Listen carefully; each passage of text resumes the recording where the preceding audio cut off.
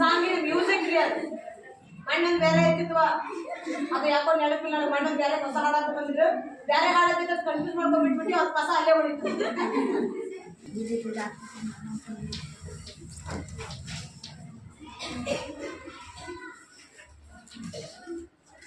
ಸಾಗರ ಮಾಲಿನ್ಯ.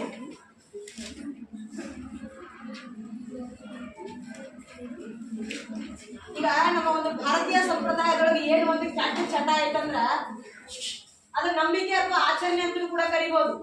ಏನಪ್ಪಾ ಅಂದ್ರೆ ಏನಾರ ಫಂಕ್ಷನ್ಗಳು ಅದು ನಡೆದವಪ್ಪ ಅಂತಂದ್ರ, ಈಗ ನಾವು ನದಿ ಪ್ರದೇಶಕ್ಕೆ ಹೋಗ್ತೀವಿ, ನಾವು ಅಂದ್ರೆ ನದಿಗಳಿಗೆ ಹೋಗ್ತೀವಿ, ನಾವು ಪುಣ್ಯ ಸ್ನಾನ ಮಾಡೋದು ಅಂತ ಕರಿತೀವಿ ನಾವು. ಅದಕ್ಕೆ ಹೊಳೆಯ ಜಳಕ ಮಾಡೋದು ಪುಣ್ಯ ಸ್ನಾನ.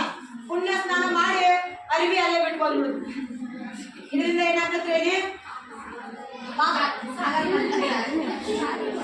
ಮನುಷ್ಯನೊಳಗೆ 108 ದುರಾಚಾರಗಳನ್ನ ತುಂಬಿಕೊಂಡು ಹೋಗಿ ಅಲ್ಲಿ ಹೊಳಿ ಒಳಗೆ ಮಿಂಗೆದ್ದು ಹಾಕೊಂಡಂತ ಬಟ್ಟೆ ಅಲ್ಲೇ ಬಳಗ ಹೋಗ್ಕೊಂಡು ಬಂದ್ರ ಪಾಪ ಪರಿಹಾರ ಆಗುದಿಲ್ರಿ. ಆ ನದಿ ಹೊಲಸು ಮಾಡಿದ ಪಾಪ ಅಂಟ್ಕೋತೈತ್ರಿ ನಮ್ಗಾಗಿ. ಪಾಪ ಪ್ರಜ್ಞೆ ಹೌದಿಲ್ರಿ ಅದ.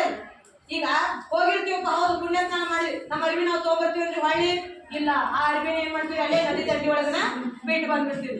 ಮತ್ತ ಅದ ನದಿ ನೀರನ್ನ ನಾವು ಪುಣ್ಯ ಸ್ನಾನ ಅಥವಾ ಪುಣ್ಯ ಜಲ ಅಂತ ಬಾಯ ಹಾಕೊಂಡು ಕೂಡ ಸೌಂಡ್ ಬಾಯ ಹಾಕೊಂಡು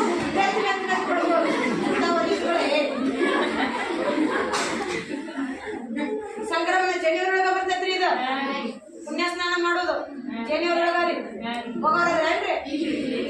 ಹೋದ್ರೆ ಹೇಳ್ತೀನಿ ನಾ, ಯಾರು ನಿಮ್ಮ ಬಟ್ಟಿಯಲ್ಲಿ ಹೋಗಿ ಬರುವಾಗಿಲ್ಲ. ಇವೆಲ್ಲ ಯಾವ್ರಿಪ್ಪ ನಮ್ಮ ಭಾರತದೊಳಗೆ ಕಂಡುಬರ್ತಕ್ಕಂತಹ ಯಾವ್ರಿ ತುಂಗಾ ಮತ್ತು ಗಂಗಾ ಅಂತಕ್ಕಂತಹ ನದಿಗಳು, ಪವಿತ್ರ ನದಿಗಳನ್ನು ಕರಿತೀವಿ ನಾವು. ಇವತ್ತಿನ ದಿನ ಅವ್ರ ಸನೇಕ್ ನೋಡಿ ಕ್ಯಾಟ್ ಗೊಬ್ಬೆದ್ದು ಬಿಟ್ಟಾರ. ಎದ್ದು ಬಿದ್ದಾರೆಲ್ಲ ಹೋಗುದ್ರಿ. ನಾವ್ ಅಟ್ಟಲ್ಲ, ವಿದೇಶದವ್ರ ಜೊತೆ ಬರುದು ಗಂಗಾ ಸ್ನಾನ ತುಂಗಾ ಪಾನ ನೋಡಿ. 108 ರೋಗ ಇದ್ದವ್ರು ಹೋಗಿ ಅದ ಹೊಳಿಗಳಿಗೆ ಎಲ್ಲಾರು ಮಿಂದಿ ಹೇಳ್ತಾರ. ಪಾಪ ಕಳ್ಕೊಳಕ್ ಹೋಗಿಲ್ಲ, ಪಾಪ ಹಚ್ಕೊಳಕ್ ಬರಕ್ ಹೋಗ್ತೀವ್ರಿ ನಾವಲ್ಲಿ. 108 ಚರ್ಮ ರೋಗಗಳದಾವ್ರಿ. ಅಂತ ರೋಗಿ ಆ ನದಿಗಳ ಜಳಕ ಮಾಡಿರ್ತಾರ, ಅಲ್ಲೇ ಹೋಗಿ ನಾವು ಜಳಕ ಮಾಡಿರ ರೋಗಗಳು ಅಂಟ್ಕೊಂಡ್ ಬಿಡ್ತಾವ್ರಿ ನಮಗ್. ಈಗ ಇಲ್ಲೇ ರೀ ಉದಾಹರಣೆಗೆ ಯಾವ್ದು ಧಾರವಾಡ ಜಿಲ್ಲೆ ಯಮನೂರ್ ಒಳಗ್ರಿ, ಯಮನೂರ್ ಮುನ್ಸಿಪಾಲಿಟಿ ಅಲ್ಲಿ ಆ ಹೊಳಿ ಒಳಗ ಸ್ನಾನ ಮಾಡಿದ್ರೆ ಎಂತಹ ಚರ್ಮ ರೋಗಗಳಿದ್ರು ಕೂಡ ಪರಿಹಾರ ಆಗ್ತದೆ ಅನ್ನುವಂತ ಒಂದು ನಂಬಿಕೆ. ಅದನ್ನ ಕೇಳಿ ನಾನು ಹೋಗಿದ್ದೆ ರೀ ಒಂದಿನ ರೀ.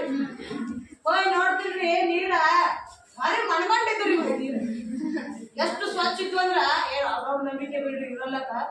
ಅವನ್ನ ಜನ ಜಳಕ ಮಾಡಿ ಕುಡುತ್ತಿದ್ರಿ. ಅವ್ನ ನೋಡ್ಯಾರ ನೋಡ್ರಿ ಹೆಂಗೈತೆ ಅಂತ ಬಟ್ ಹಿಂಗ್ ಮಾಡಿ ಸ್ವಲ್ಪ ನೆಕ್ಕಿದ್ರಿ. ಕ್ಯಾಟ್ ಉಪ್ಪು ಯಾಕೆ